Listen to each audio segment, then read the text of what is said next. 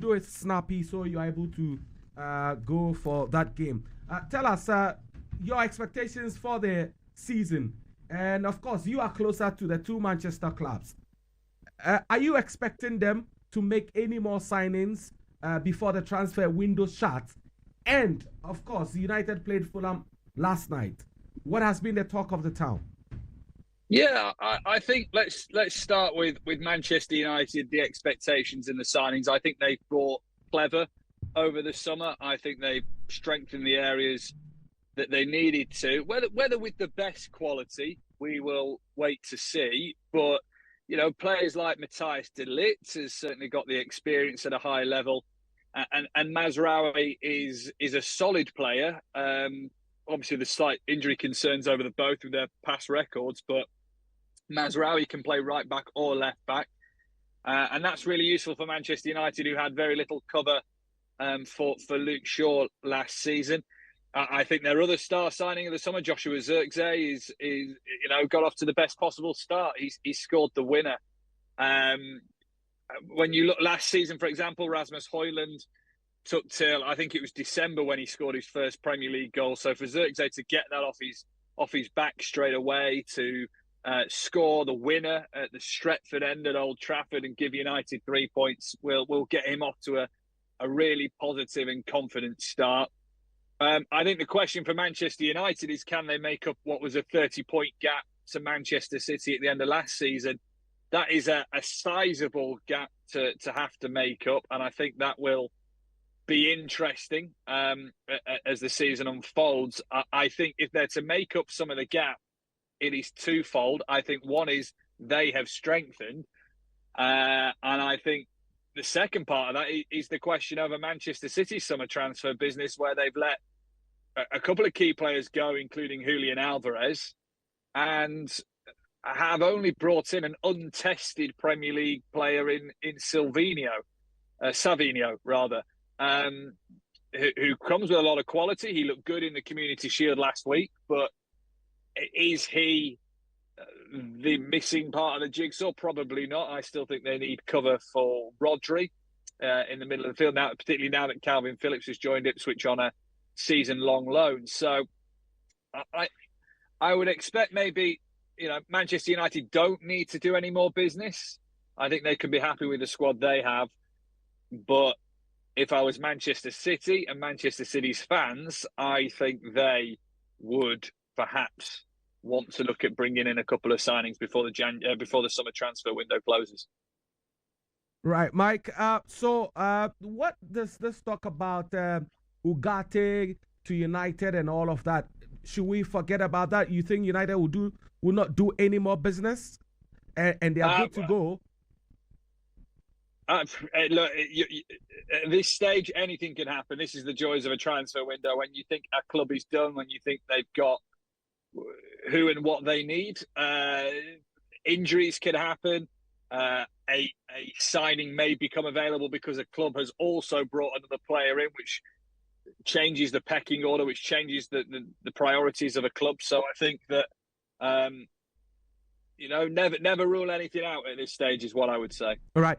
So finally, before you go, how close will this title challenge be this season with Arsenal, with Liverpool, United, Aston Villa, Spurs? How close would it be? Are we going to see the same old story? City dominating? Well, I think look, last season was close. It went to the final day, and I think is it 3 of the last 6 Premier Leagues have gone to the final day. I would expect it to be similar this year. I actually think winning a title after winning a title is hard, and Manchester City have kind of booked the trend with that, winning 4 in a row. I think if they were to make it 5 in a row, this would be the hardest or the most special, because of their transfer activity. And I think where others have strengthened, Manchester City perhaps haven't. And, on the back of what is already a long year with the Euros, they're going to have to go into this campaign, knowing they've got to manage this Premier League season, a bigger Champions League campaign. They have to manage a League Cup campaign, an FA Cup campaign, and then they've got the Club World Cup at the end of the year as well. So I think it'll be really hard for Manchester City. I expect Arsenal to be up there. Liverpool are an unknown quantity under Arne Slot, their new manager. Pep Guardiola was right to point out yesterday, obviously Chelsea have significantly added to their squad. Plenty of signings have come in there over the summer. And Newcastle too, they're an interesting one. Don't rule them out of having a say, perhaps not winning the title, but perhaps other teams winning the title, because they don't have any European football this season. So they only play once a week, really. Obviously, they'll have cup competitions, League Cup and FA Cup. But in terms of European competitions, Newcastle don't have that this year. So they'll play each weekend, their players will be fresher. And Pep Guardiola was saying, remember the Newcastle of 2 years ago? That might be the more the Newcastle you see this time around. So I think we're in for a really competitive Premier League.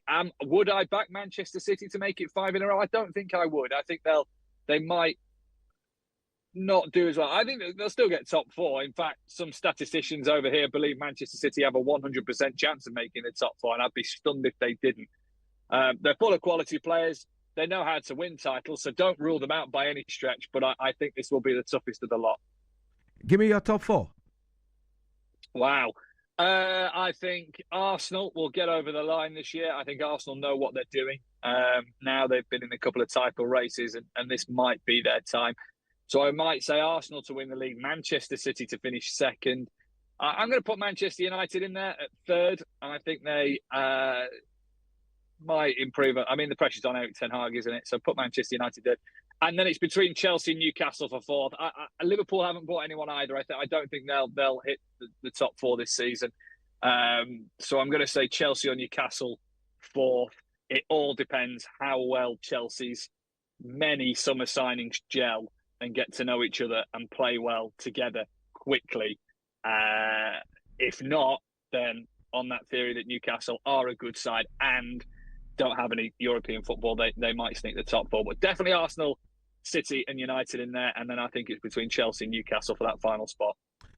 Thank you. Thank you so much, Mike, for making time here on Asaase 99.5.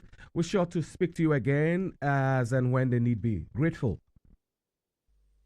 Thank you. Take care. Right. Okay, so Mike Mene works with the BBC in Manchester. He joined us to preview the season and what the expectations are. So you were talking about the last United night's game before yes. He came on. But let me announce that our guest has joined us. Yaw Ampofo Ankrah is our guest this morning, and he's joined us already. You want to hear that soothing voice? Good morning, sir. Good morning. Good morning. So he's here. We'll get to him shortly. Well, that's how I indicated earlier on. I think I was not expecting Fulham to pose a threat. What is the side that beat United last season? Last season, United was very poor. It doesn't matter what they won. Yes, I know they won the FA Cup, but the Premier League itself, they were that bad last season, and they were lucky to even make the 8th position that they did. But for Fulham to be that daring last night, I think they are going to be a threat, especially at the Craven Cottage. Any team that visits them will have a run for their money. But I was really impressed with how United played, especially in the second half. Their passing game, it's really coming out nicely. It showed that this is a side that they've been together for under the same manager for this is their 3rd season, right? Yeah. So if they don't get it right now, I don't think they will ever get it right. So a lot more to talk about on the English Premier League, but we would have to pause and then go to our guest. We'll revisit the EPL subject again. But if you have anything you want to share with us, feel free to do that. 059-415-7777 or 020-000995. Feel free to share all of your thoughts with us. You want to talk about the United Fulham game? Yes, you are free to do that. And then your expectations or predictions ahead of the other games coming up today, tomorrow, and then on Monday. We'll be very glad to hear from you on all of that. Yaw, good morning once again, and good to have you in the studios of Asaase here. Morning, boss. Good morning, guys. Yes, it's great to be here. Maybe I should touch on the EPL just a little bit as well. Sure. It was a good opener. I think it was a good game. It's one of the leagues that you can never confidently say that this team will win hands down. So I wasn't surprised that Fulham tried to frustrate United. I think that's what they did. They tried to frustrate them and then maybe get a break, hits, and then change their formation. But United held on, and as an opener, they would take a lot of confidence, into their remaining games. I know Ten Hag psychologically, wilted expectations by saying they're not ready. That was just to prepare the fans that, look, it might be a tricky opener. But it worked, and they got their 3 points, 1 goal, and I'm sure they'll build on that. But he got bashed a lot of stick for saying that on social media and all of that. He did. I think it's the best thing for any coach. You see, and I was telling somebody yesterday that if it was Mourinho that said that, people would have said, "Oh, he's doing mind game." Yeah. But when it's Ten Hag, wabon. But Mourinho had a CV in front of his conversations, and he always references that. So when he criticizes or makes a comment, look at my CV before you come and criticize me. Who are you? Yeah, so that's true. That's why Ten Hag needs his trophies. Yeah. It's a sign of a good manager when you try to take pressure off your players. Once he said that, expectations were that, is he saying that they're going to flop, and so the attention now moves away from the match, as it were. Talking about Ten Hag, he put pressure on himself. He's won. Now it's a little bit easier. Let's see how United cope away from home. Right. But I think they're going to have a good season. Maybe not the top 4. It's going to be tough, honestly. I think City, regardless of, not making any marquee signings, they just know how to navigate the EPL. There's a Pep Guardiola factor. Yeah, and a lot of pundits and experts have written off Liverpool, which is my team, which I think is good. It's good for Liverpool. I think it's good for the coach as well. Then expectations are lowered. Yeah. Less pressure. And maybe he'll use that. It's a positive. Yeah, a new coach, sometimes players want to also step up. So that could be something positive. I think Liverpool are playing now or about to. I think about 5 minutes. Yeah. So let's see how it goes. Right. Okay, so a lot more on the EPL later on, but let's get to beach soccer. Yes, we're talking the evolution of that sport here in Ghana, and the president is seated. We're talking, I told you earlier that they've qualified for the AFCON 2024 to be held in Egypt. But first of all, we want to look at how the sport is being welcomed in the country and how fast it is catching up before we zero in on the qualification to the AFCON, the challenges and all of that. First of all, talk to us about beach soccer in Ghana. How is it faring and how has it been? I mean, this is an opportune time, obviously, because, the team, the Black Sharks have qualified for the AFCON. So then people can look at that and say, okay, where are they coming from? How did they manage to do that? So it's a really good time for beach soccer to be on the table. And it's about over a decade of serious beach soccer. When I say serious beach soccer, it was played on and off, for fun. Labadi started, then it spread, but the game itself as organized game, as a league, with the FIFA rules, with the referees and all the rest of it, was about just over a decade ago. Okay. And it coincided with, Carl Bank coming on board as a corporate social responsibility partner. They came on board with, I remember very well, 40,000 Ghana cedis, because we went to Carl Bank and they basically said, we were beach soccer. We've never heard of beach soccer in Ghana. If you say tennis, maybe polo, which Mr. Frank Edu, the former MD, was a big fan of. But beach soccer, no. So he basically said, well, we have talked to our marketing team. If they are convinced, no problem, they can go ahead and do it. So to cut a long story short, we had a meeting with the Carl Bank marketing team led by Kofi Siabi. Okay. And he said, okay, I can see you have youth here, you have sanitation, you have these things. Okay, that fits into our core values as a corporate entity. So yeah, we can do something. So that's how it started, and we began the league in 2011.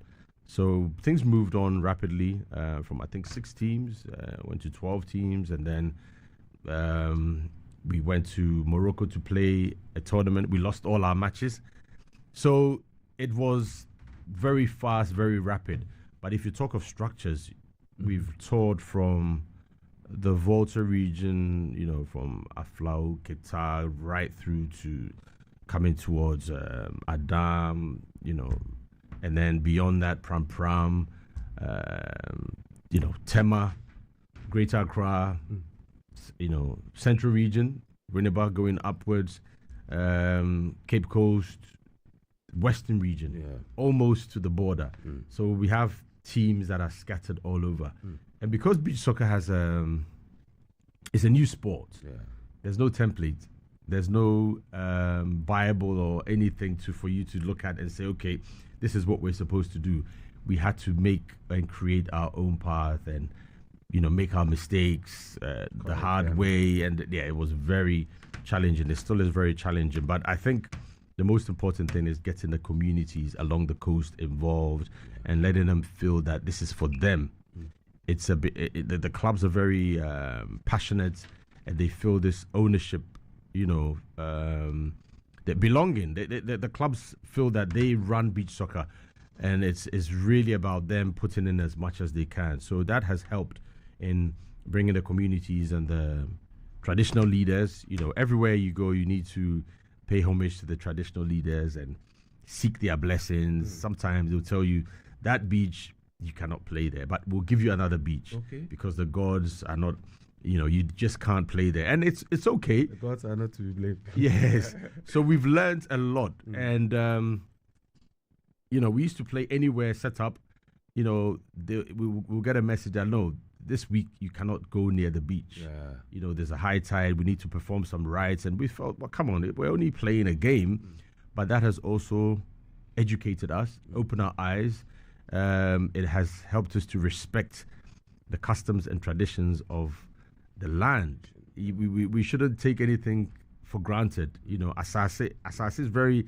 You shouldn't walk into any area and do what you want, and that has helped the players, the coaches, the owners to respect the cultures, the rules and laws that govern wherever we go. So that also gives us a sense of confidence that we have the backing and the blessings of the traditional rulers, the leaders, and if I should even add, the gods, because you can't, whether you're a Christian or a Muslim, whatever it is, you just don't do what you want anywhere you go. You have to respect the order of wherever you participate. So yeah, it's been very challenging, and we're still going through the evolution. We're still learning. Still very difficult to get sponsorship, even states support. It's very, very challenging. But the good thing is that it's expanding, it's growing, and somehow we've been able to qualify for the AFCON. If you look at the countries that participated, and we are in that last 8, that gives us a sense of, okay, we're doing something. Let's continue. So how do you come up with the team, the national team? How are they selected? How are the players selected? Yeah, so these are players purely from the coastal areas. Other countries choose association football players, and then they camp them. Very good players, professional players. They camp them, and then they go through. And those are the teams that we play against. But Ghana, our philosophy is purely these boys who play beach soccer from the coast. And that, I think, has helped us. Against Ivory Coast, it got to a point where our players were literally bossing the game because they could just run. They were not struggling on the sand because they play beach soccer week in, week out. And it was natural to them. And they were able to come back from 2 goals down to win 5-2. So these little things give us hope that we're doing the right thing and we should, stay on that path. So do you do nationwide, how do you call it, the coastals that are playing? Right. You go there to select players to form the national team? Yeah, so we have a league currently ongoing. Yes. In fact, today... I want us to talk about the league. Yeah, yes. This week 7, and it will be La Boma in Accra, next to Labadi Beach. Yeah. And then zone 2 will be on Sunday in Ketar, okay, where you have teams there. So we have Zone 1 and Zone 2, and then we're looking at the Western and Central region. So what we're doing now is about 30-40% of the capacity, of the potential. Okay. Because we're not operating at full strength. So these players are made up of Zone 1 and Zone 2 teams. Okay. But in the near future, we should spread right through. There are teams in the Western region, teams in the Central, but they are not in the Zone 1 and 2. Okay. So that shows you that we still have a lot of potential and options to go for players. Right. Yeah. Right. So how are you being funded? Are you funded by the GFA? How is that? So now, how are you able to run the association? After normalization, if you remember, one of the recommendations, beach soccer was brought in, and we had a lengthy meeting with the committee, Dr. Kofi Amwa and the rest, and they also asked, why are you not fully affiliated with the Ghana Football Association? And we said, well, we are in a way, but it's not formal, it's not official, as it were. So the next Congress, immediately after normalization, this was tabled and it was passed unanimously, and beach soccer officially became a member affiliated to the Ghana Football Association. What that means is that we can participate in CAF tournaments and FIFA tournaments and get support funding from all football-related projects. So if FIFA has a project which is directed to beach soccer globally, in Africa through CAF, we should be able to tap into that. So it made sense. We can't keep on the same way. So the idea is that the GFA would now give us that power, that muscle, the strength and the support to even do better than we've been doing. So that is the situation as we have now. How has that support been? Well, that's far. You could always say we can do better. The start was not very smooth. There was a tournament in Uganda where I wanted to ask how you've been able to iron that difference. Where I think Kurt wrote a couple of years ago. Yeah. So that's why I mentioned how we were preparing. We were preparing for that tournament, and because this was a new relationship, we just had to be patient with the FA. So let's do our thing, and then the FA would come and support, and as it were, So we were very comfortable, or should I say confident, that do your thing, and then the FA would top up whatever it was. Unfortunately, the FA had other ideas, and they said, "Nah, we're not ready for this AFCON qualifier, so we're pulling the plug." That was a disappointment, but not so much the fact that the FA decided we couldn't go, but the manner in which it was done. An email was sent to CAF. We didn't know about it. We went for training one day. We came back from training, and then I got a message from our colleague in Uganda, basically saying, "Oh, my brother, I'm disappointed to hear you guys are withdrawing from the qualifier against us." I'm like, "So no, that's not true." So, but you've sent us an email. So at the beach with the players, the coach, I had to break the news to them. So it didn't start well, and obviously my response had to be swift, direct, without wavering. Without no apology. No. I mean, it was wrong. You don't do that. It was very disrespectful. One.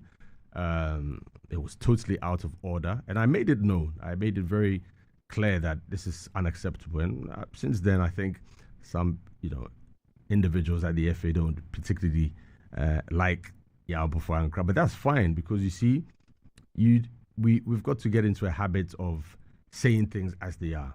If you tolerate wrong and you pamper it, and if it's black, it's black, if it's white, and you try and change it, it would happen again.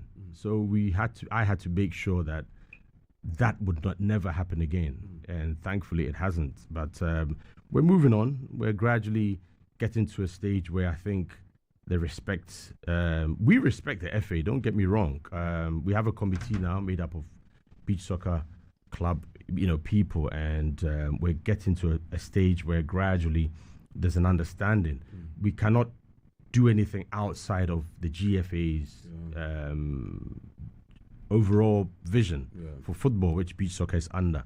But the issue is that we've been doing this for over a decade, and at least give us the benefits of the doubt that we know what we're doing and support us. You know, if you won't support us, don't sabotage us. That's all we're saying, or don't frustrate us.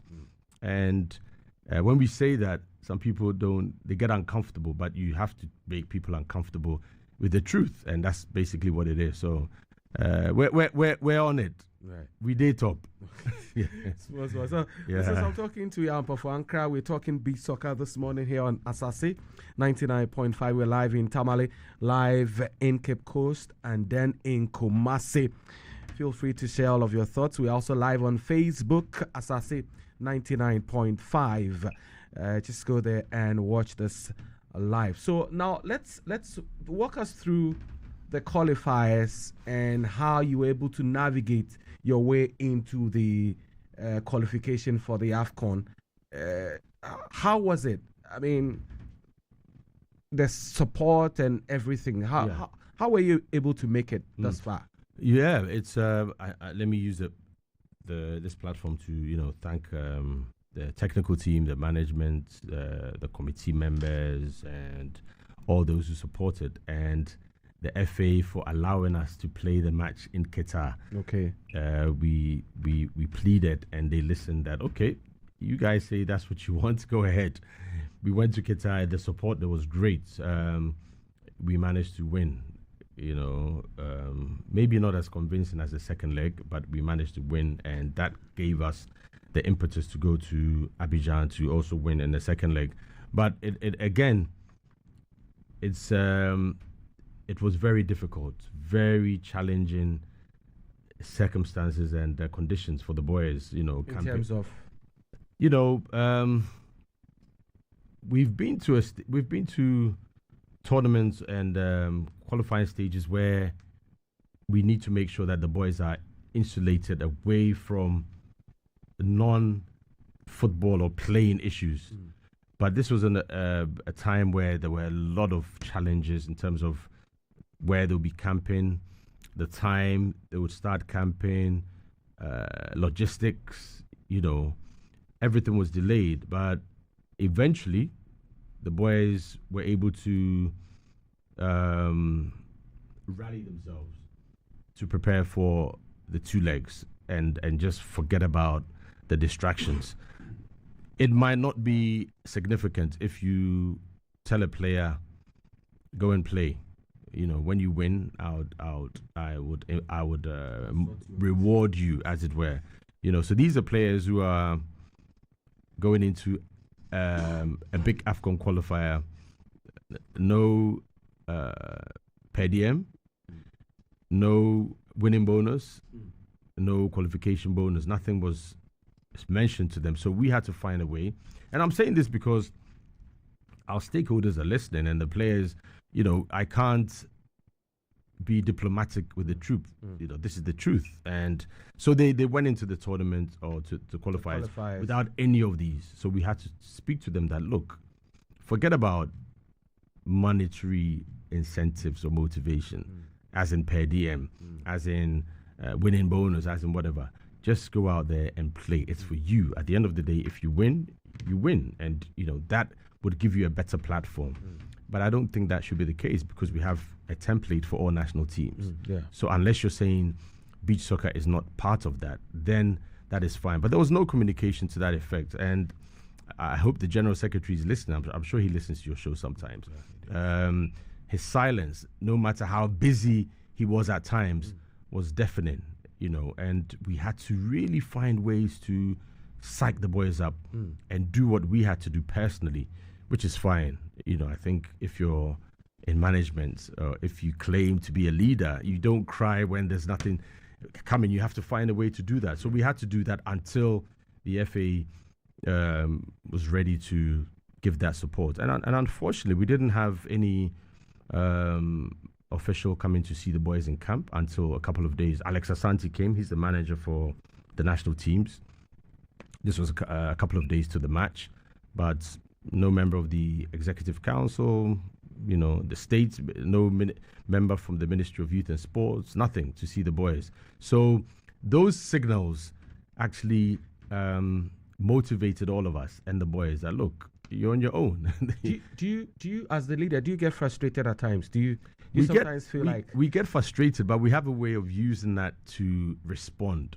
The boys, I mean, the coastal boys, whether it's from Kita or Second Itakra, they have this never say die, stubborn academy attitude. Yeah. If they want to do something, it's very difficult to stop them. And if they don't want to do something, it's very difficult to pursue. Thank you very much. They have that. So we want to channel that stubbornness, that resilience onto the pitch. And that's what they did in Abidjan. Abidjan was an example of that. The boys said, no, 2-0. Well, yeah, when you were 2-0, I was like, it's over for you. But the boys said, no. The team rallied. They rallied each other and said, no, we cannot. We are qualifying. And we saw it. We just said, okay, guys, it's 2-0. The Ivorians are on top. They seem to be controlling the game. Everything is in their favor. And we've just played one, period. This is bad. They turned it around in the second period. And from there, that was it. They won by 5-2. So those are the positives you can take from there. But yeah, frustration is normal, especially when you need to raise funds and, cash for players. As I said, it's not something that we're proud to talk about, but it has to be said, the truth. Now we've gotten to a stage where you've qualified for the AFCON. You need to prepare. The players must be in camp, and all of that. What are the preparations towards that? Yeah, thankfully CAF has pushed the tournament to October.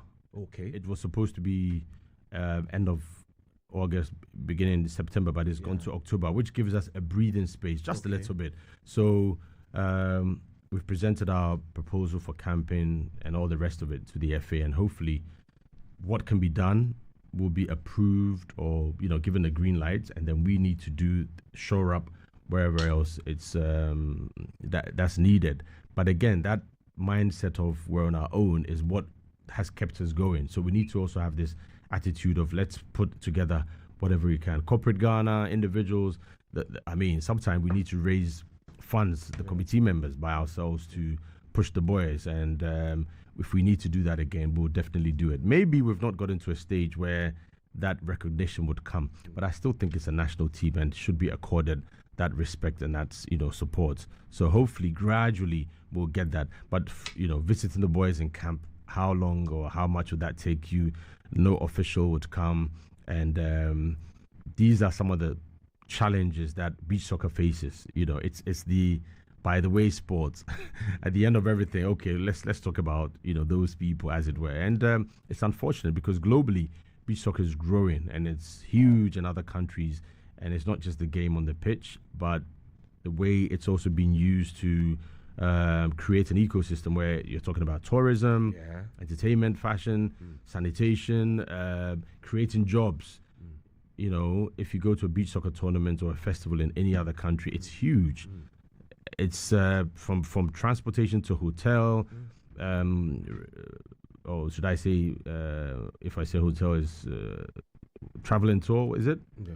Or hospitality, right? Okay. All these areas. Umbrella, yeah. It comes under that. So if we invest in beach soccer, we could get returns beyond the sand pitch that the boys play on. I'd love to see the AFCON in Egypt. I'd love to be in Egypt. Yeah, you should start making plans. You've got some weeks to prepare. Yeah. You're a big man, so I don't think you'd have any challenges. My bosses are listening. Yes, you should be there. You will see something that if you've not watched beach soccer at close quarters, you will see something quite extraordinary. I mean, these guys are super athletes.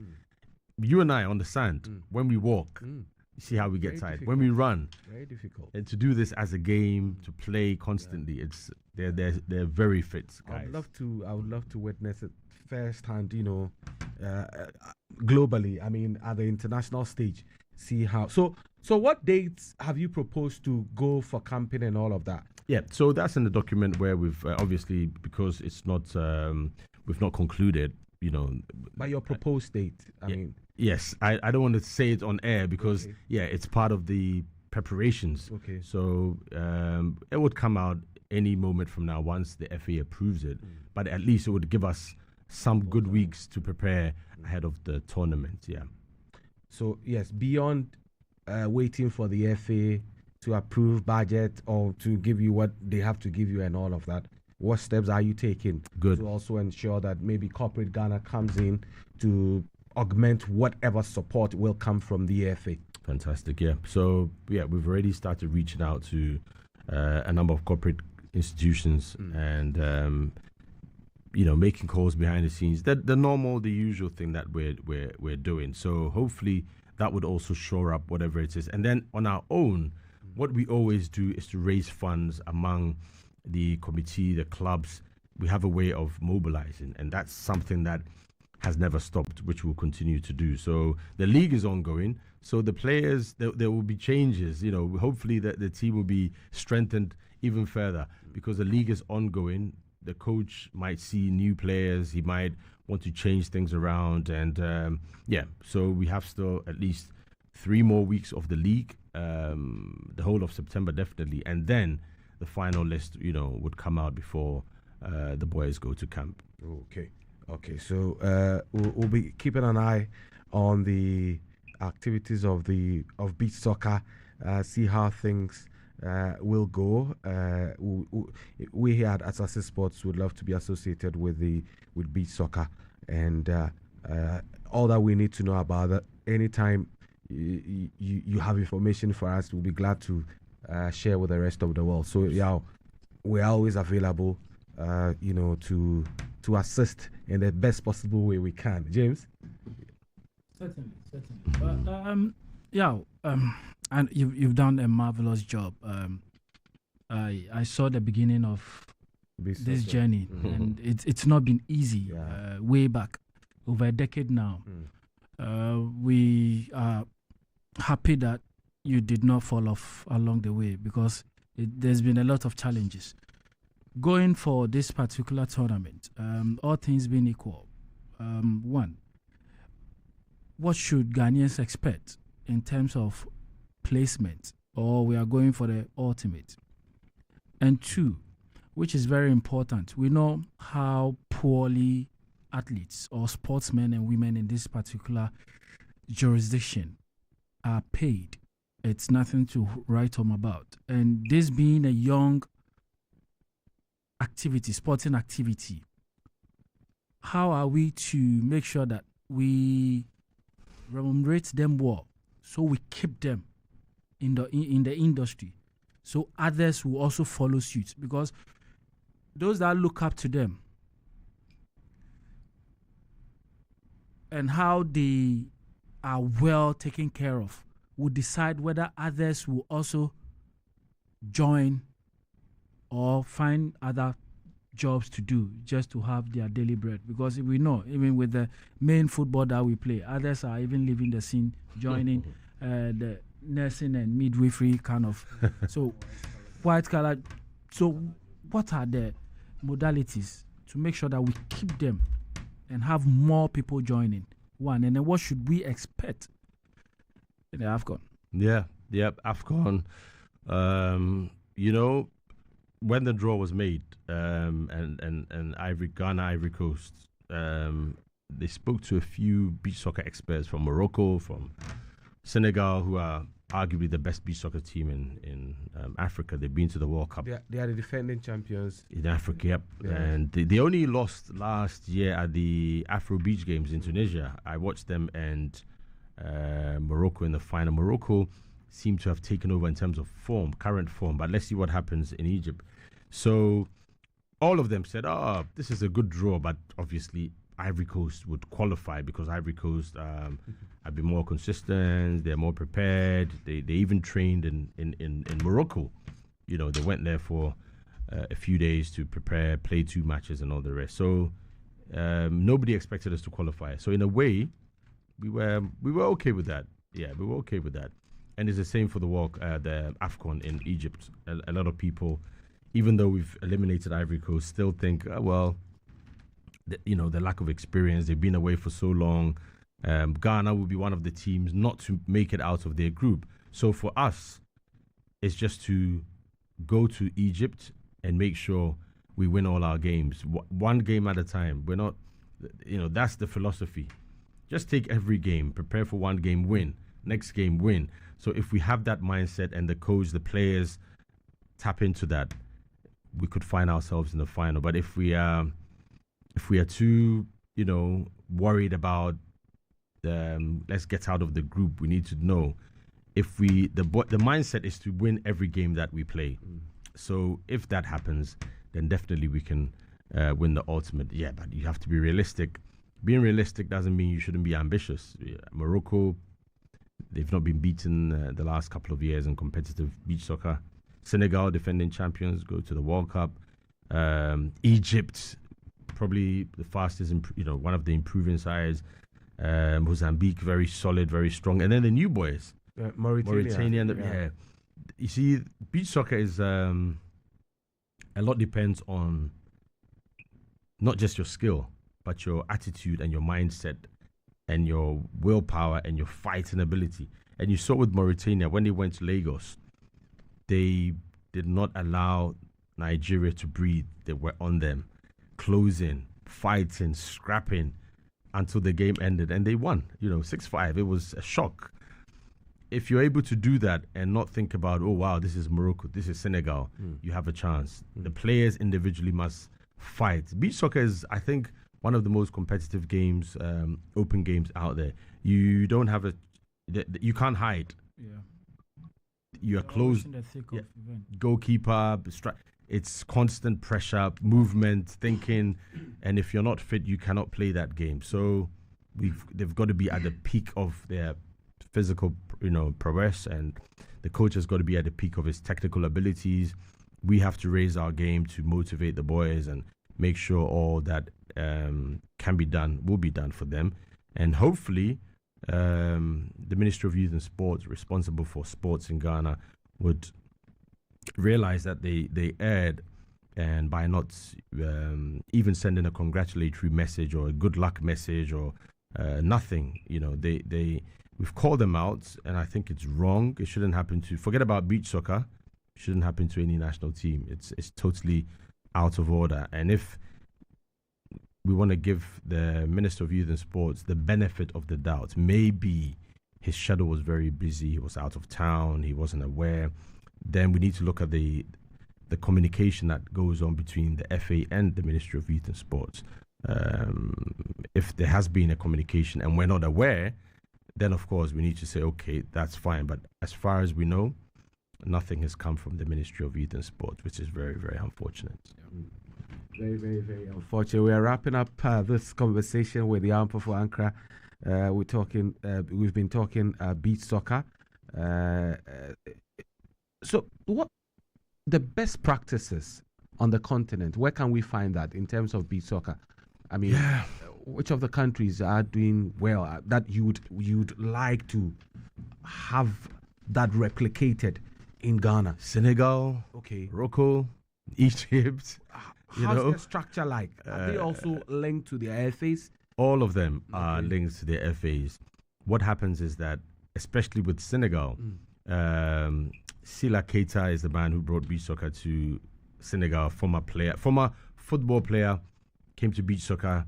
He's a coastal man, right? So he develops these talents from the coasts. And what he's been able to do so brilliantly is to have that structure where beach soccer is getting on with its job, and then the FA supports them. So he takes his proposals, they approve or they don't approve, whatever it is, and it is almost a seamless relationship. And they've got an arena now. Other countries are building arenas. Seychelles will host the World Cup. Seychelles are in Africa, and they hosted the AFCON in 2016, right? If Ghana can build a beach soccer arena, you're looking at building an AstroTurf without the green AstroTurf. Sure. So what will replace the AstroTurf is sand. So if you go to a coastal area, or even not necessarily, you get the sand in that place, build a beach soccer arena, just one to begin with. That would be a good start for us to say that, okay, now we have one here.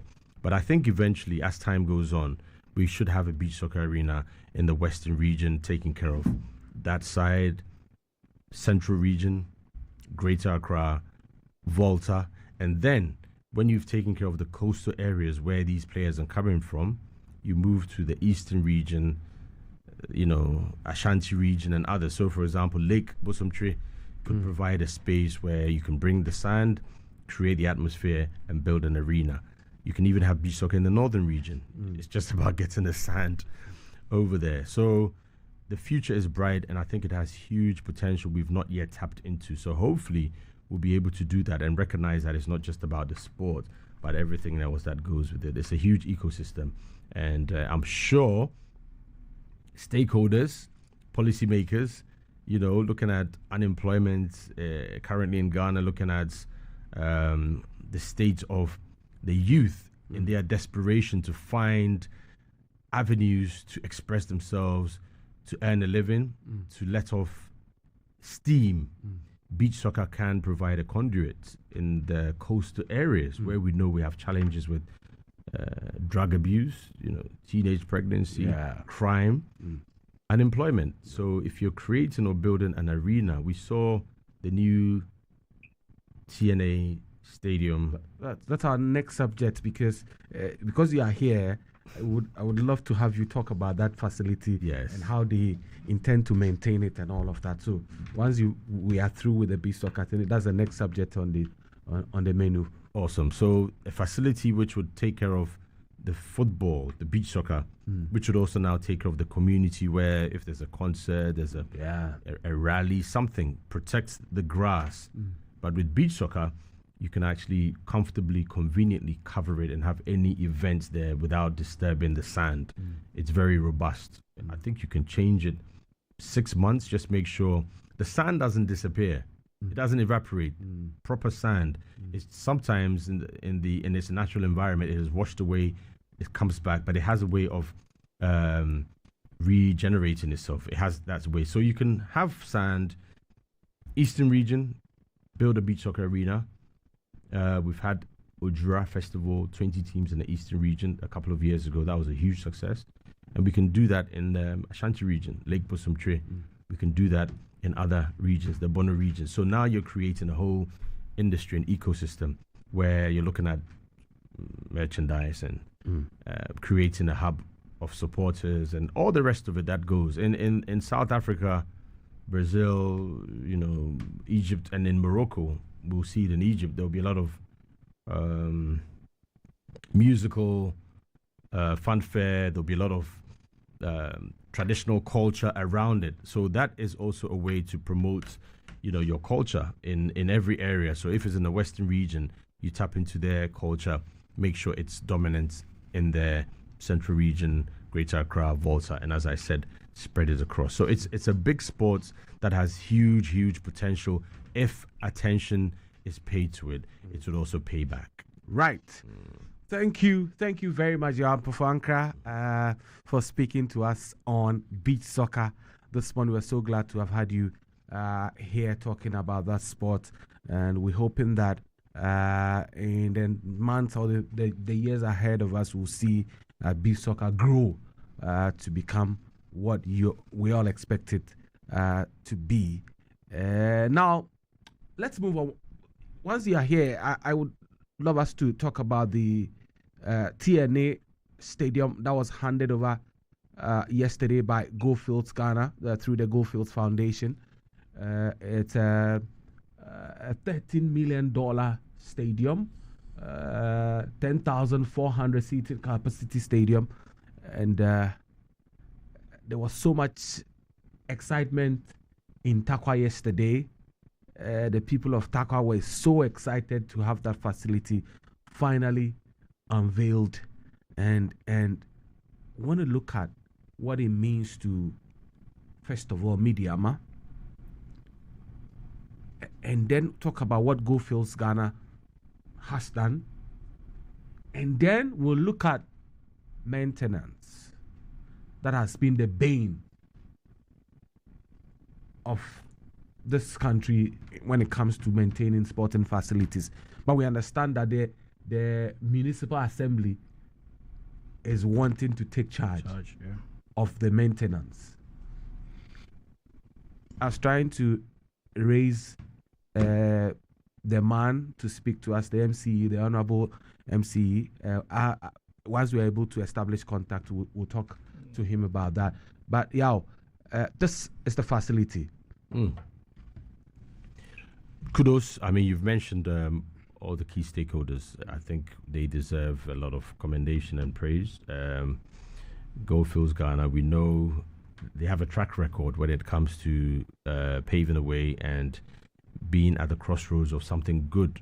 Anytime you check the records, anytime they come into a space, they want to do something that is outstanding, and that's a mark of, excellent corporate leadership, vision, and their standards are always high. And obviously, without them, it would have been near impossible to have put up this structure. They've done remarkably well. If I could quickly, a few seconds, also relate what they did for the Black Stars before Ghana first qualified to the World Cup in 2006. 2005, Honorable Yaw Ampofo Ankrah and then President Kufuor just came out and said, okay, we want to go to the World Cup. It's important. It's a national agenda, and we need to do everything possible. And I think at the time, GFA President Kwesi Nyantakyi knew exactly what was missing. It wasn't about money. It was about the structure. Okay?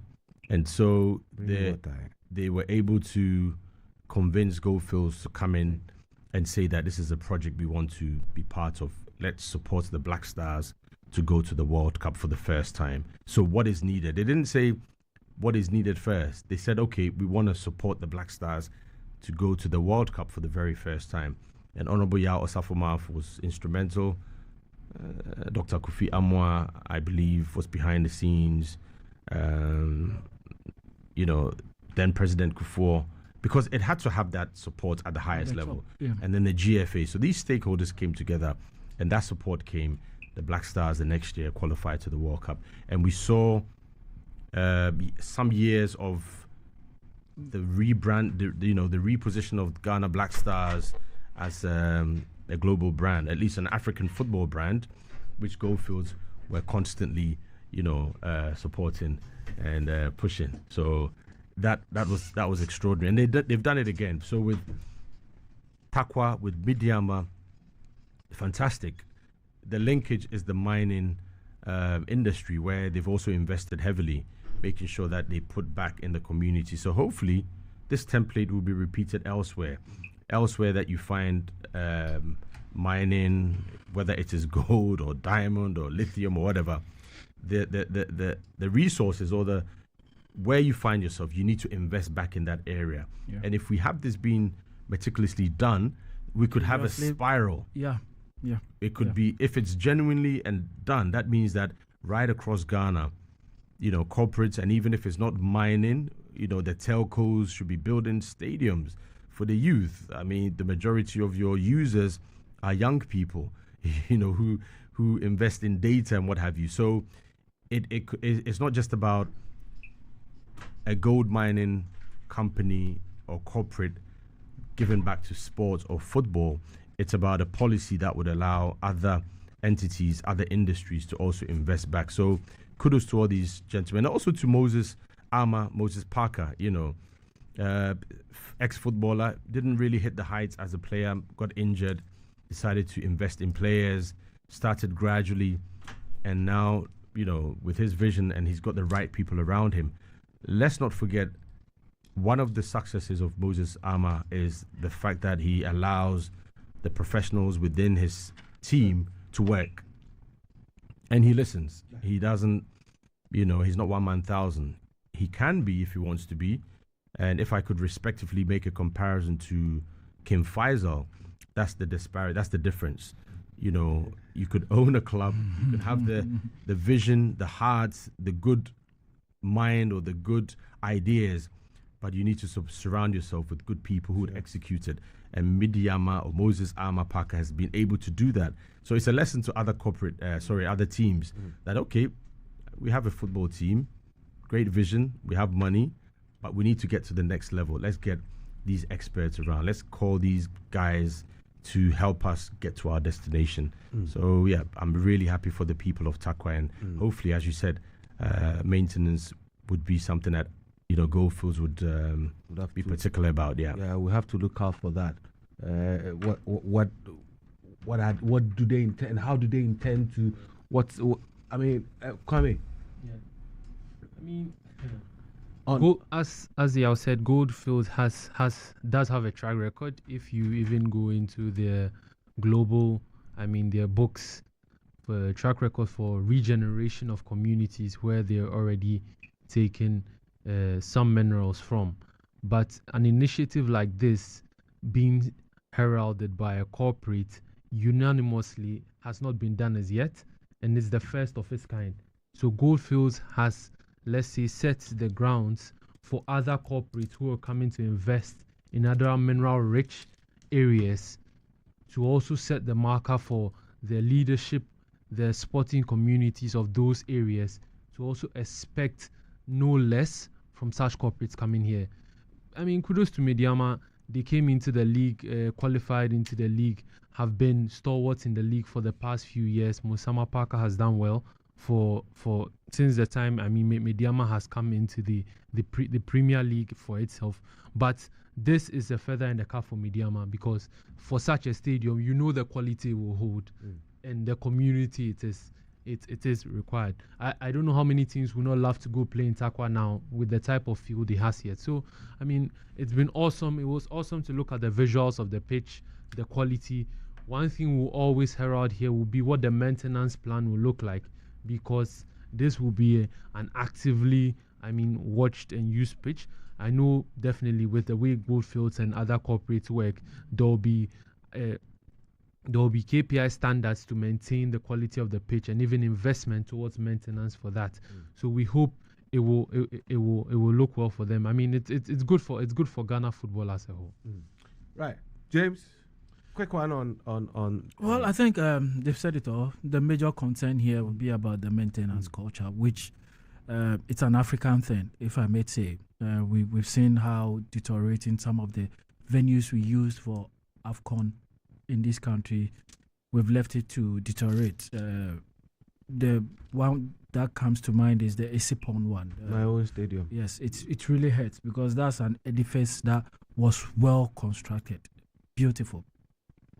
But that being said, I think if only we've been guided with how we negotiate or how we hand over our resources to outside world to mine. I know we get royalties, I know we get revenue, but if we've been a little bit for lack of better word, Oliver Twist in our handling of negotiations, I think we would have had a lot of infrastructure.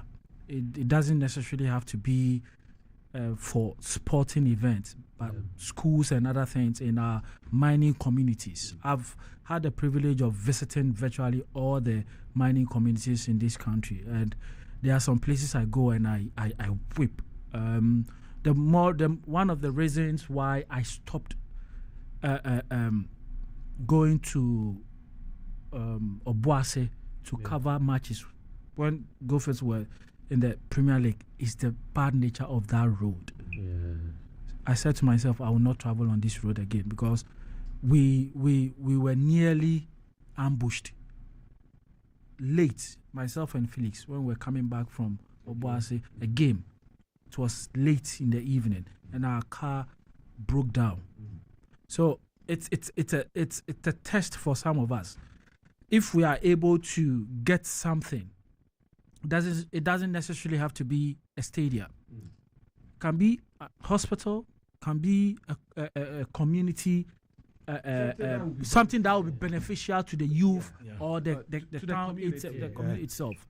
And then the other thing that is begging is the fact that they used 13 million USD to complete that edifice. And we use, as of 2022, we were told the cost of one AstroTurf, that Ministry of youth started building was around $350,000.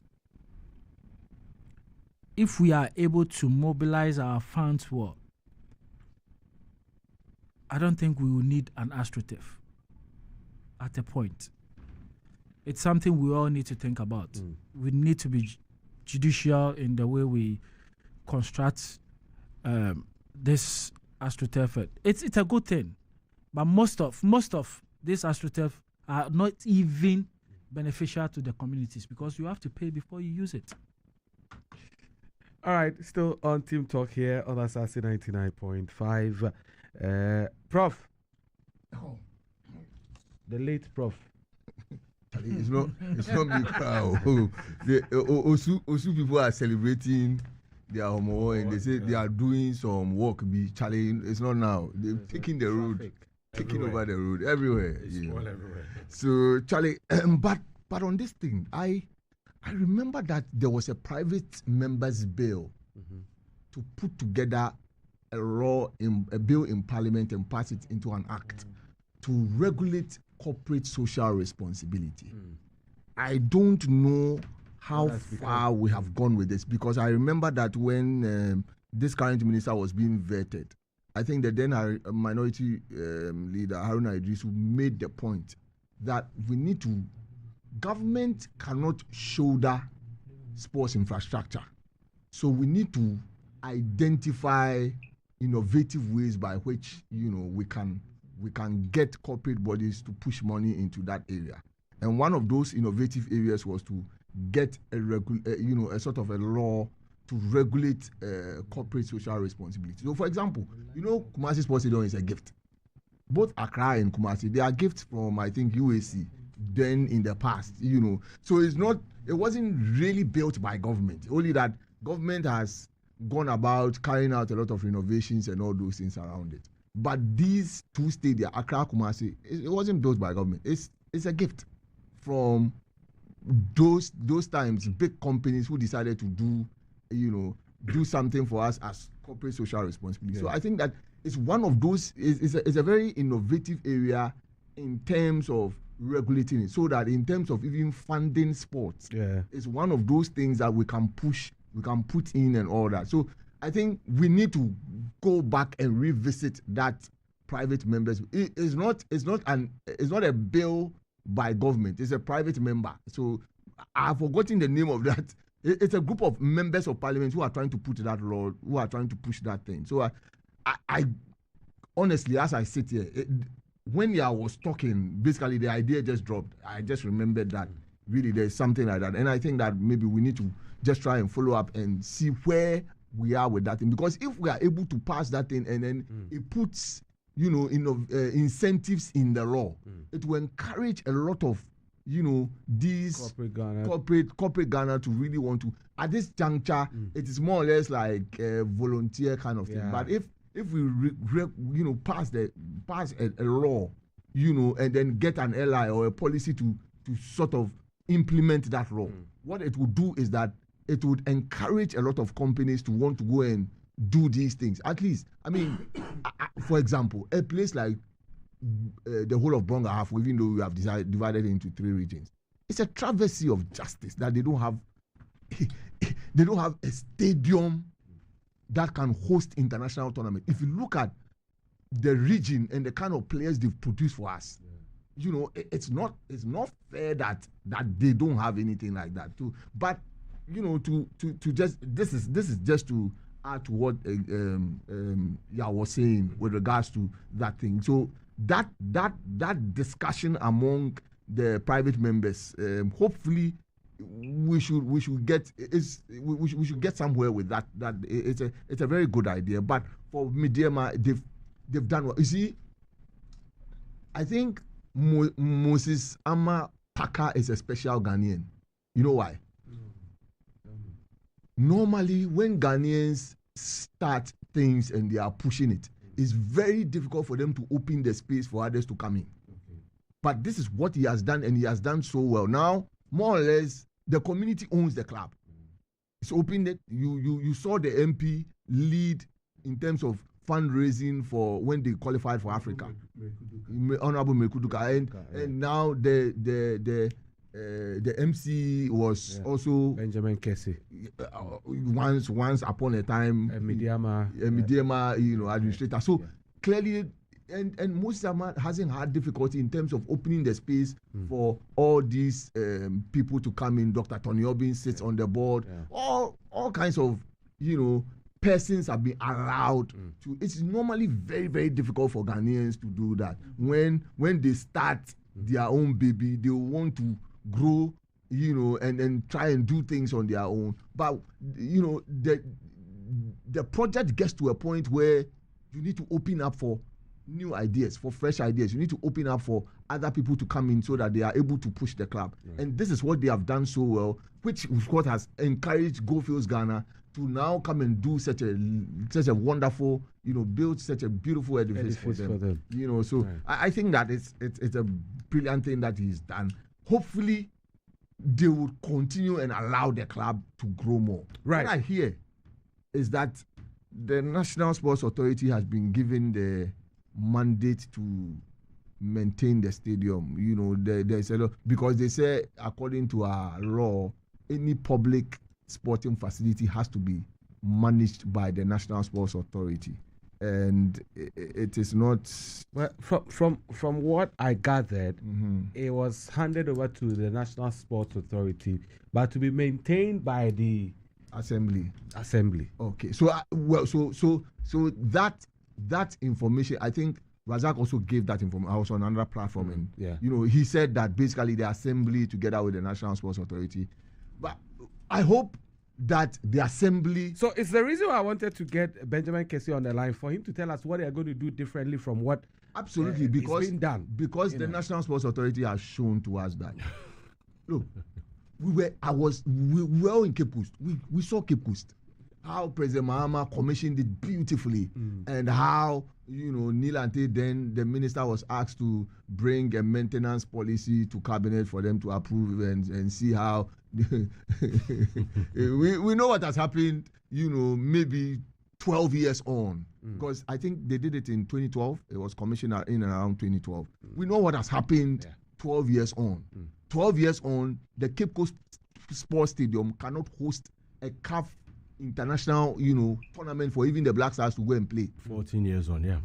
14 years on. It's but I think there's nothing wrong with Goldfields saying that, you know what, this is an investment we have. We really want to be part of its maintenance, and this is a consultant. So but for that one, Goldfields, for them, it was their corporate social responsibility. They've done it. They've handed over the project to you. If it's just like the Chinese built the stadium, the Cape Coast. That one.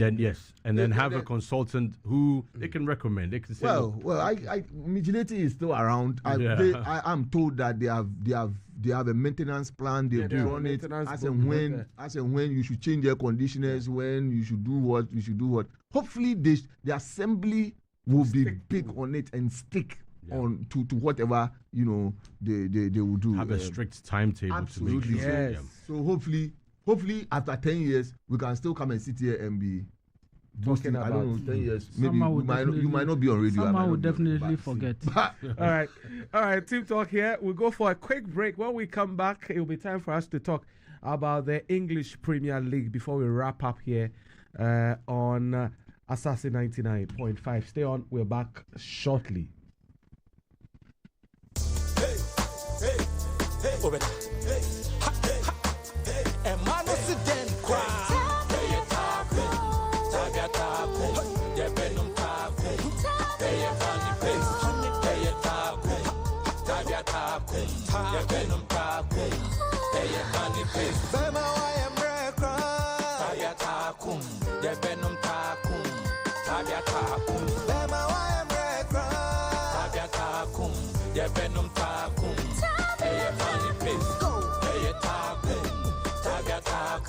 Yeah, venom taco, pay a funny face, pay a taco, Tabia taco, yeah, venom taco, pay a funny face, This advert is FDA approved, not recommended for lactating mothers, pregnant women, and children under 15.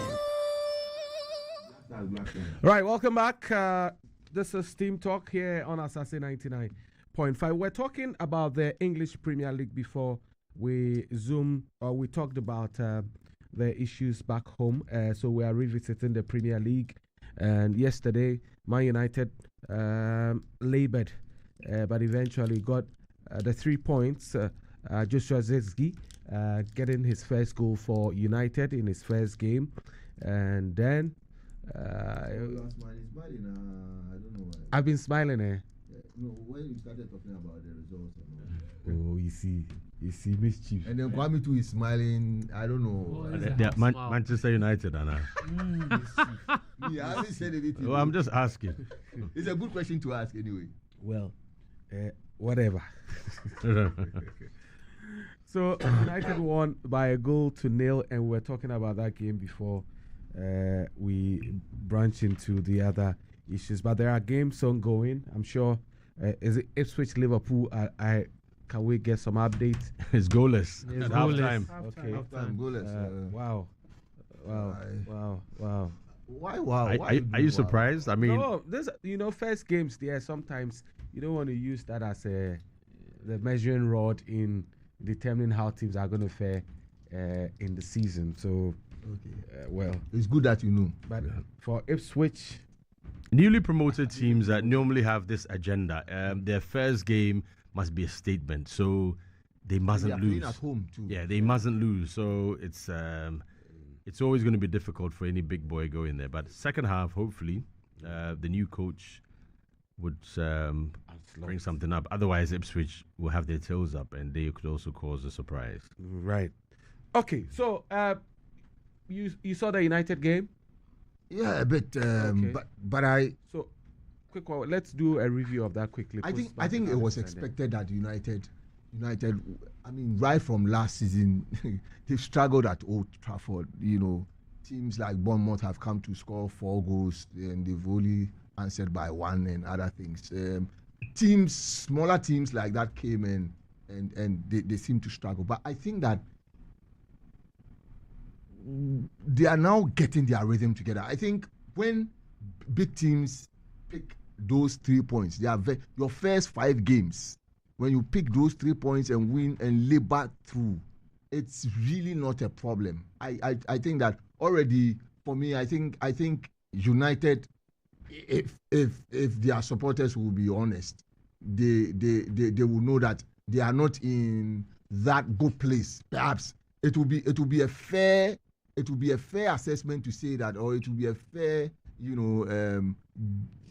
target to say, let's get back to Champions League football. I'm sure that will be the target for the season. And so I think they've done well to have won that first game. It's very, very crucial, very important. Again, very important for Joshua Zirkzee to have scored, because as a striker, one of the things that does it works for you is when you score, it builds your confidence up. So I think that United, clearly, they are in a good place. It's not easy to start the season and just and win. They labored. Play on a Friday night. Yeah, a Friday night, and they labored. So I think that for me, the laboring is not the issue. The most important thing is that they won, and they got the 3 points. Yeah. Right. So Ipswich Liverpool, that's a game that's happening already. But I'll pick your top 4 predictions before we wrap up. Oh, don't worry. I have mine already. So.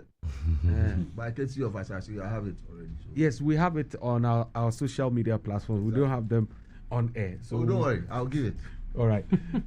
Yeah, so you're expecting Liverpool to get this one over the line in the second half?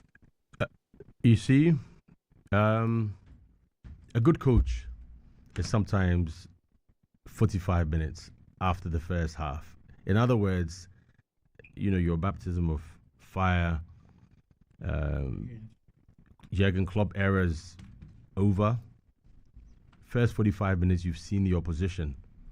Now you have to go back and address tactically what you need to do to get your 3 points. So the next 45 minutes will be very crucial, and it would speak to the rest of the season, because then your opposition coaches, the fans, the football, ecosystem, the media, who were very pro the English players and pro the English coaches. We don't see many of them around anyway, but they would start making those assessments.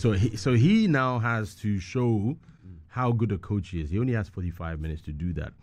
And beyond the 3 points, it would give the Liverpool fan base the confidence. The doubters who are saying that after Klopp, it's going to be very difficult for any manager.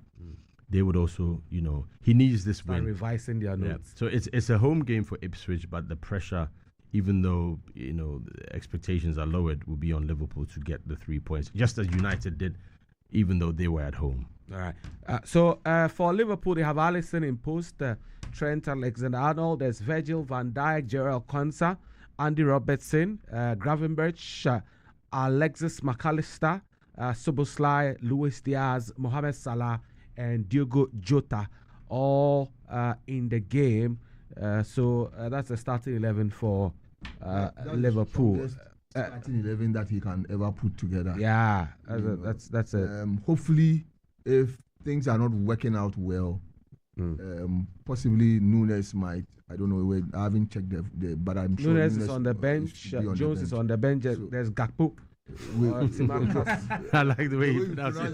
Yes. That's Gakpo. I'm told he's a Togolese anyway, but I think look.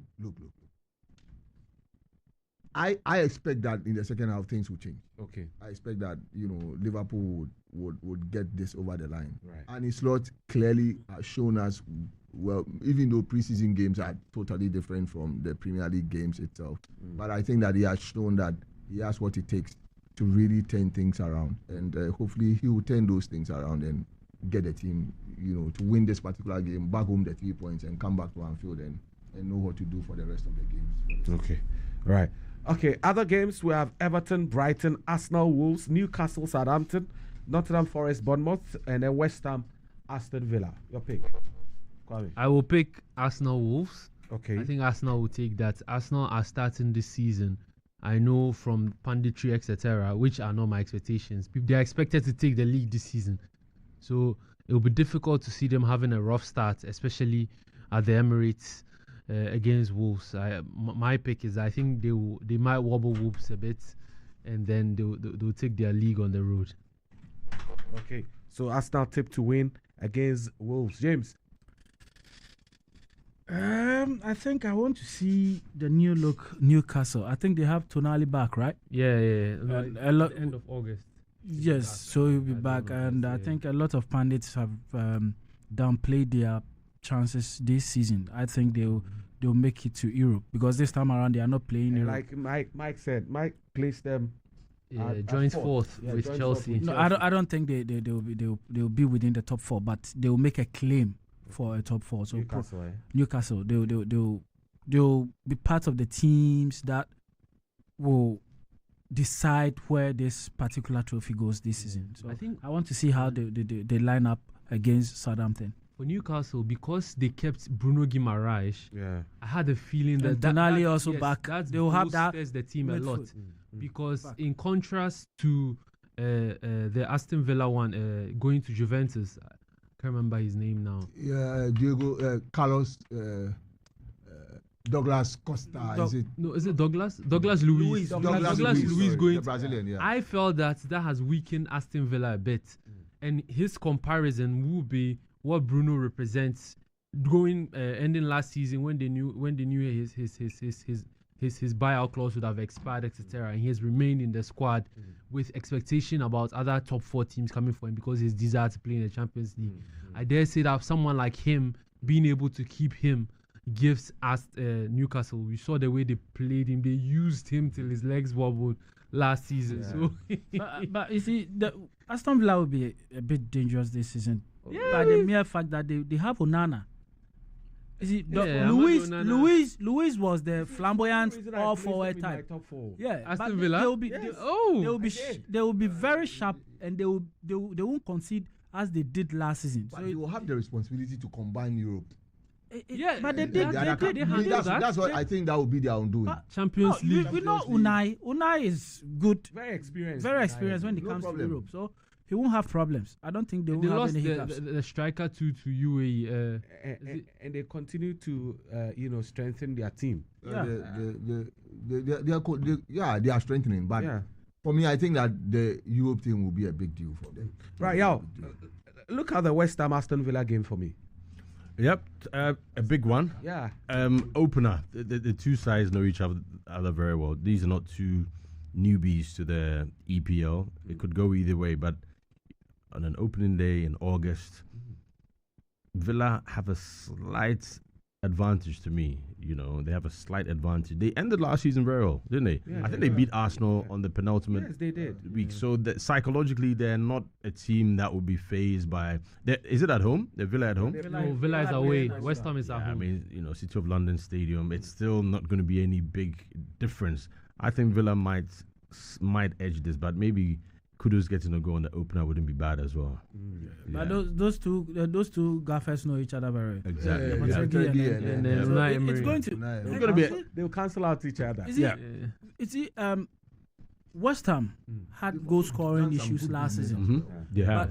For the mere fact that they've got Fulkrug, it's really going to help them because they have Paqueta, Kudus, and Gerard Bowen. So definitely, I know they will go for attacking 4, options. 2, 3, right, 1. they will be very direct. They are going to be very dangerous this season. So watch out for West Ham this season. Watch out for Aston Villa this season. The other game, there's Nottingham Forest against Bournemouth, Everton, Brighton. Nobody's talking about Everton. They escaped relegation narrowly, didn't they? Why should we talk about it? They escaped relegation with points deduction, so they would not have been. That's a good point. Please, that's a very good point. Yeah. So they're a very, very solid team. I expected them to be in the top 10. Yeah, they were inconsistent at some points. You weren't too sure what was happening with them, but you're right. They did have points that deduction and boardroom. Losing Amadou Onana because that guy, you saw him in Belgium in the Euros. You saw him solid. I think for how he's used at club level, how he's used as a box-to-box defensively and attackingly. He doesn't look fast, but he's there, and he's not scared to take the dirty tackles on, and he gets them right. So for Aston Villa, grabbing someone like Onana, I understand why Onana left Everton. I mean, it's a step up, going to a Champions League club. They need to bolster, and you're sure of a starting berth in that squad, losing Douglas Luiz, etc. But for Everton, I think this season they might come good because in a points deduction, what happens psychologically is that your corporates are being questioned out to how they handle the club. That raises questions. If you don't normalize that and you also get relegated, it gets extra difficult to come up. So for them to maintain and keep a core of the squad as it may be, I think Everton will do well this season. I give them a top 10 finish. Okay, all right. Let's see how that one will go. But I'll finally pick your top 4. Tomorrow there's Brentford against Crystal Palace, and then Chelsea, Man City. That's the big game in the opening day of the Premier League. Leicester Spurs is on Monday night. So Chelsea, Man City. Oh, it's going to be a big game, definitely. But I think Chelsea, having really convinced us in terms of what they want to do. Todd Bowley is buying almost everybody. I'm sure if they got it out, they will want to buy him. He's buying everybody. So, but me cry if I wear jersey, they will buy it. I think that Moresca has a lot of points to prove. If you look at what he did with Leicester, he's basically coming to Chelsea is a step up for him. A lot of expectations will be on him.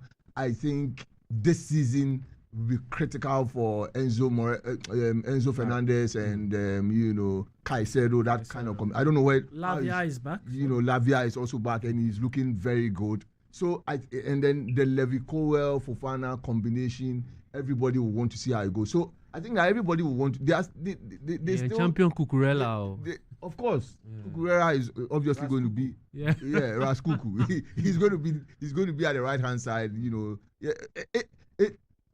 They have a set of some good individually gifted players. What has to happen with Moresca is how he's able to knit them into a solid team. And if they do knit them into a solid team with they're already trying to negotiate for João Felix. There's talk about Osimhen. So they are still in the market, transfer market, trying to bring it. But if they are able to get these deals over the line, you know, in a 4-2-3-1 system with perhaps João Felix on the right and Osimhen leading the attack, that's a very frightening front four.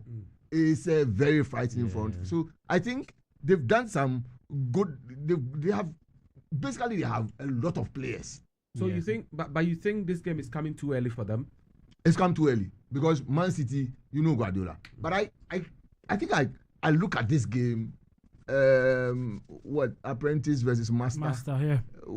It's going to be interesting how they go. But I look at it. I think that maybe this game could end in a draw or just a slight edge for Man City. Well, I mean, it's going to be that the last year's fixture was a blockbuster. Unexpected. The 4-4 trailing. Nobody because Chelsea were wobbling. As at the time they were about to meet Man City, but when they met, it was a frantic kind of game. Chelsea have good players out there. Pochettino, yes. But this time around, you know, Maresca, he's been a Pep's understudy for quite some time, just as Arteta was. So we should be able to see a similar pattern of play. Just that I feel this game came a little bit too early for Maresca to really show Pep that, look, this is what I have learned. Well, so it's going to be a very good game, but I tip this Pep side to nick it. Okay. It's funny, the news about Man City, especially with the pundits saying they don't think Man City will take it. I think that's very what strange. That's what Pep loves. Like you say, I won't take it. I say that if Arsenal want to win this, then I don't think it will be in their best interest to be at the top with Pep 2 points behind them, because then you know they will give it away. I have a feeling that if they come on top and Pep is behind them, Arsenal will give it away this time. It's the psychology. It's a psychology, and I think again, City, they're the defending champions. Pep 4 times in a row. Happens there, then is motivated. We'll rename Arsenal. You rename Arsenal. That's not what. Buttless. No, but I think people are giving. We almost renamed Liverpool, right? Do you know what? Me, as a typical Liverpool fan, see, I think that the people who were mauling Klopp and they were singing all kinds of things, Klopp bottles it against Pep. He's done it. Now Arsenal is showing us that it's not easy to beat Pep. He's lost 3 league titles over his career. Yeah. I think in Germany, Spain, and England. And so you see, and it was Klopp who beat him to it. Yeah. So and lost by points twice. It's not easy to beat Pep. Okay. So I'm sure Mikel Arteta now own him. It's not easy to beat Pep. So I think that for me, really, I'm surprised that people are saying what Community Shield cares. They won. Anybody that has won the Community Shield has not gone on to win the league, and that could favor Arsenal. But when we bend that curve in January, when the games are coming thick and fast, and your players are injured, that's where you've got to Pep can put together a 17 game run, and he's not losing.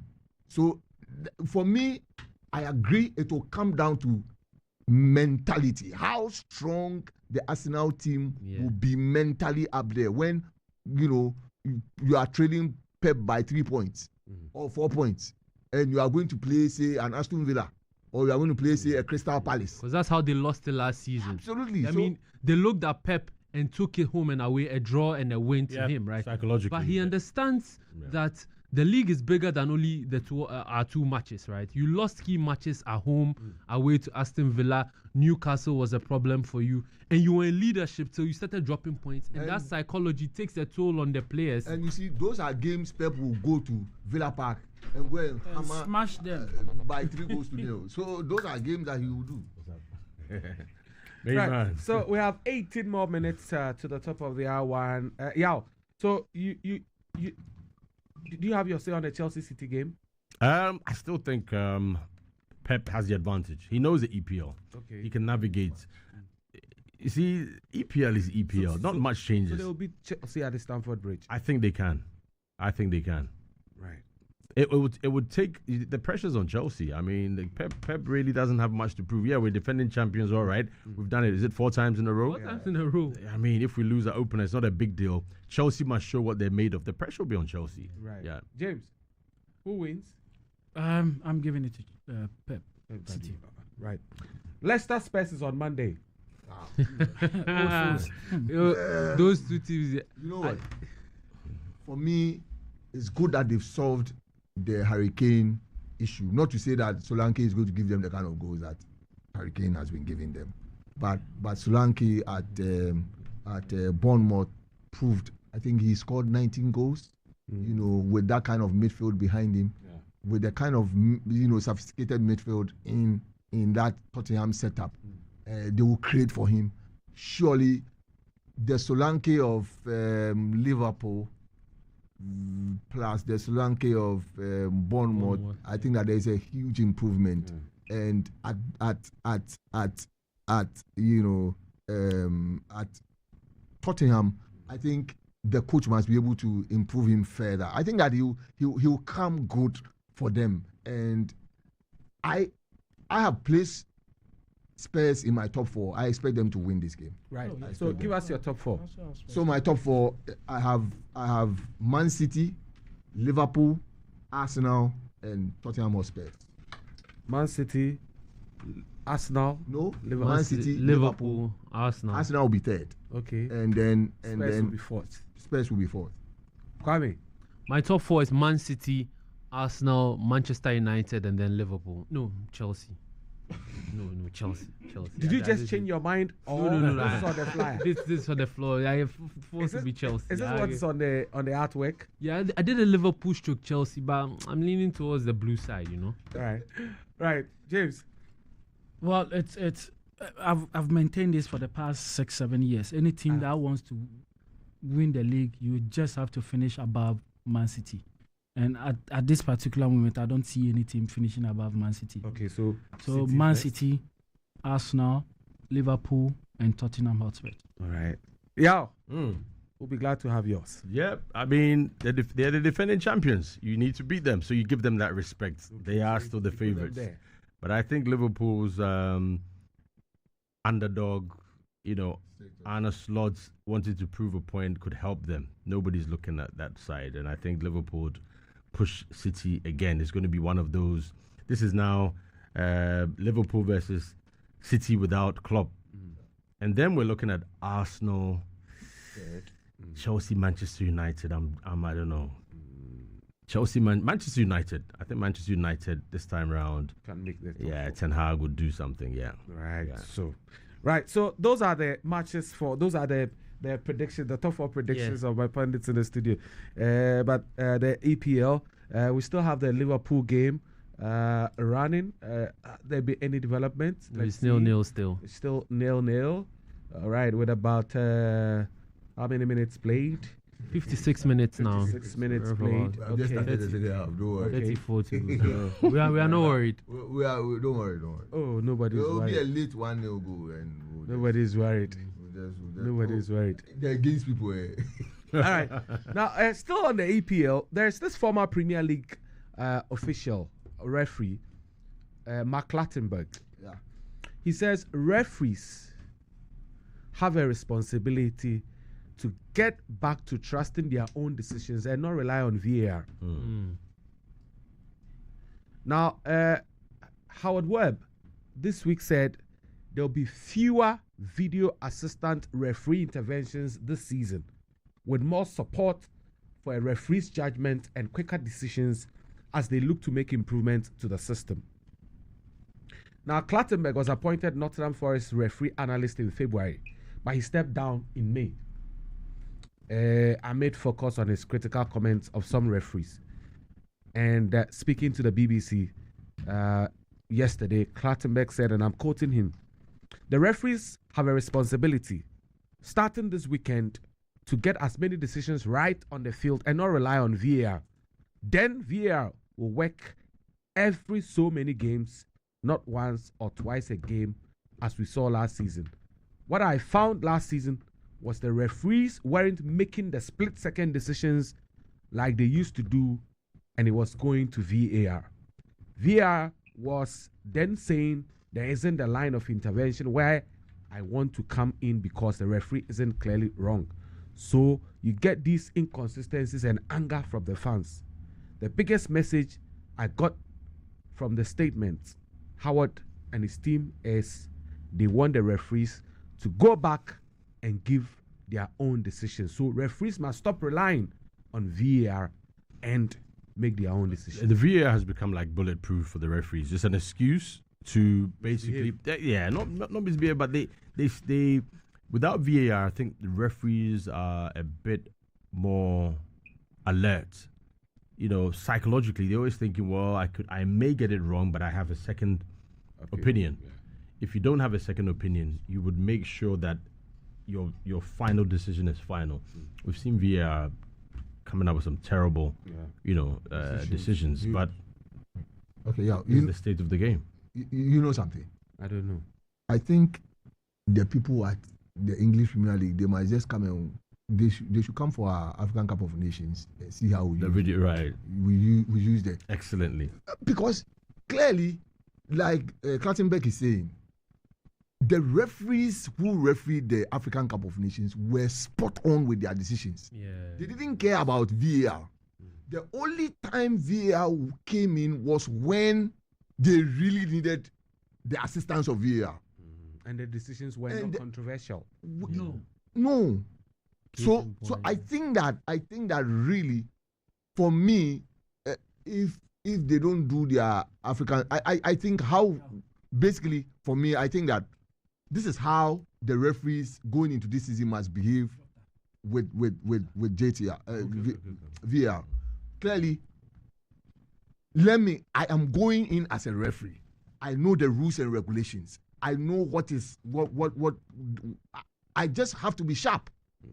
So I am going in knowing that the VAR has just come in as a form of support, as a form of bringing a certain level of exactitude, that is supposed to assist, the referees make very good decisions. So for me, I think it's a good point. I agree with Clattenburg that the referees must go in there knowing that I am the final authority. Let me go and give my best out there. It also clearly shows that really the English referees are suspect. Really, I mean, I think they've always been, They've always been in global competitions. It's part of it. It's part of it. They are just not good enough. It's part of it. So I think that, I mean, if you look at that Luis Diaz goal against Spurs, and you look at that what do you call it, kick in the chest of McAllister, and how referees did not see that thing. They saw it. It was a follow through. So he cleared the ball and then which was a terrible decision. Anyway. I mean, so I think that sometimes some of the decisions, it's just that the English referees are not good enough. They're just not good enough. Yeah. And they shouldn't put it on VAR. Are they also bottlers?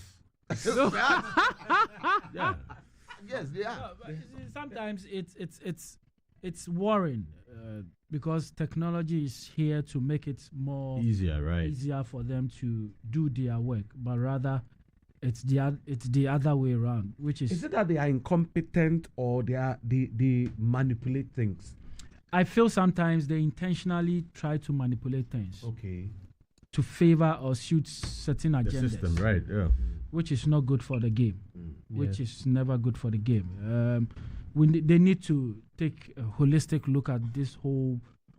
See, I feel it's not about the VR as Prof, because it's the same VR that was used at the AFCON. And Africans how we are when it comes to officiating, but it seems they want everybody over, including the English ex-players. They were talking about pundits. They were talking about the AFCON and how they use the technology to better their services. It was spot on. So I think it's not about the technology, but it's about the personnel. So they need to have a second look at that. Right. So the EPL must.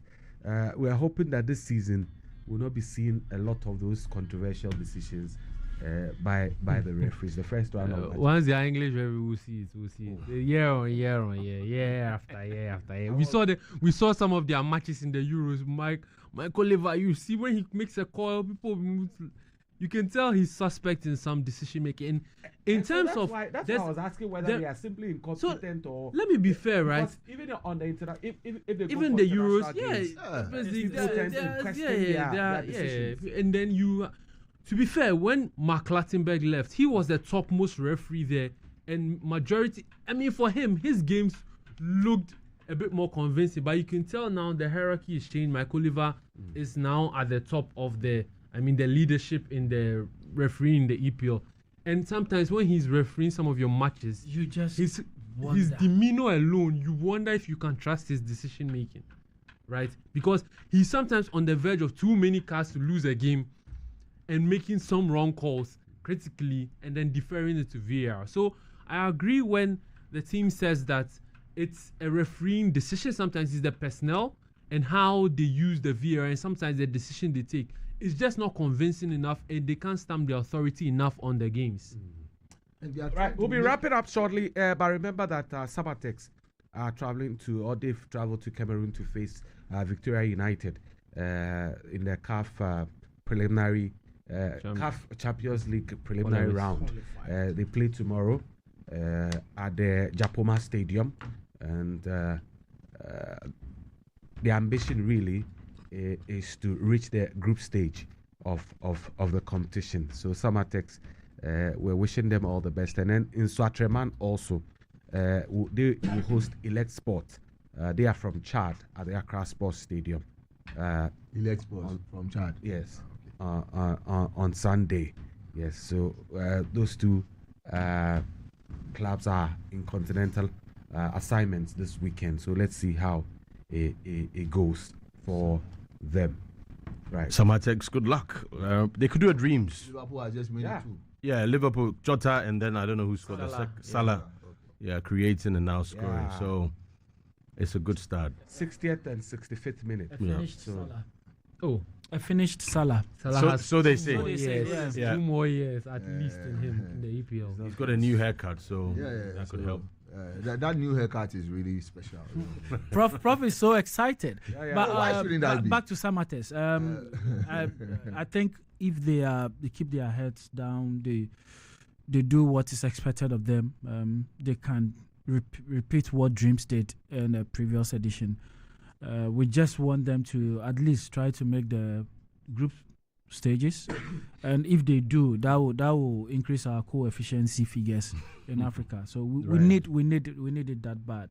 Just that Ghana Premier League, can't into me because the bad aspect of the whole Premier League thing is overshadowing certain qualities that we need to see. Yeah, and that brings to mind what McDan recently said. Yeah. You know, there's been a lot of commentary back and forth, and I read a lot and I hear a lot. I think this man is an investor in the game. He's shown it not just in football, mind you. Tennis. Yeah. You see, funding, infrastructure, exactly. So this is someone who is not, you can't dismiss.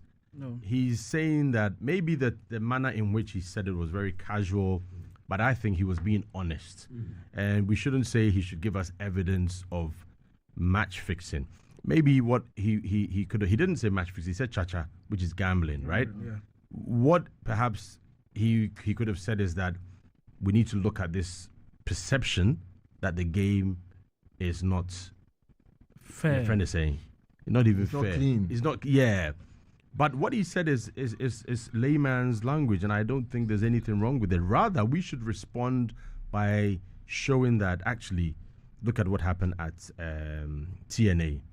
It will get better. This is just one example. Hopefully, in the league, we have good officiating, good matches, fair and clean. So the perception of matches played in a boardroom would slowly die away, and investors like McDan, not just him, others are watching, they're interested. Yes, they'll come back and say, okay, Unim, let us now go back And it's better. Let's help it to get to the level we all want and appreciate. But to attack him, I think it's not wise. Jimmy Grant says he doesn't think United are ready. Looking at last night's game, you see, he says he's watching us all the way from Taka. It's just one game. One thing about Ghana is we don't listen to the message. We look at the messenger. Feel the messenger all the time. But you see, the problem is this: people like McDan, when they speak, you don't attack. You do what? You invite him to come and sit down. Let's have talk. A discussion, right? Have a discussion. It's a good opportunity for the FA. Togbe Afede, you don't insult them. So much investment. You understand? I mean, for McDan, he's built a whole AstroTurf. So people like that. You forgot what he's done with tennis before that. Yeah. You know. So people like that. I'm just reading what Sheikh Tofik has told the man. He says the man cannot even mention any team that's involved in betting. I mean, look, people like that. No, you don't need to pay attention to people like that. But he's now deputy communications director. Like, but deputy. So you see, that's why he needs not to talk like that. This is PR gone wrong. I mean, you don't need to talk about that. I think that people like McDan who have the money, who have the cash, when they talk, there's a way. You see, there's a way to respond. Right. Because our football needs money, needs people like that to pump money there. And look, McDan has his money, and probably he can give so much money to football, and he will not really feel the pain. So people like that, let's be measured when we are responding to them. All right. Thank you very much. Big thanks to Yaw Ampofo Ankrah for joining us this morning on Team Talk here on Asaase 99.5. Thank you to the late Prof. Jesse Amponsa. He was very, very late. And then he was praying for Liverpool. And then James. Please announce the results again. It's very important. Okay, so as things stand now, Liverpool are still leading by 2-0. Goals scored in the 60th and 65th minute by Diogo Jota and Mohamed Salah. Arne Slot at the dugout. Very important. Charlie, pressure with this. Pressure. Thank you so much for joining us. Hopefully next week we'll be here with Yaw Ampofo. We'll be talking about the Africa Basketball Festival that was launched in the United States yesterday. Yaw Ampofo will join us in the studio next week Saturday on Team Talk. My name is Ekow Essilfie. Thank you so much for joining us. We are back next week. The news is up next, after which actually Diogo and his team will be here with entertainment. Stay on.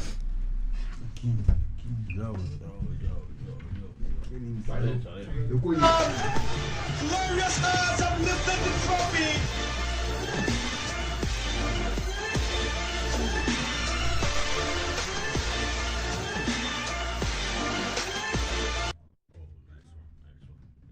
Me, I pull and come here. Oh, you force one. This be my boss. My boss that. Kinzo.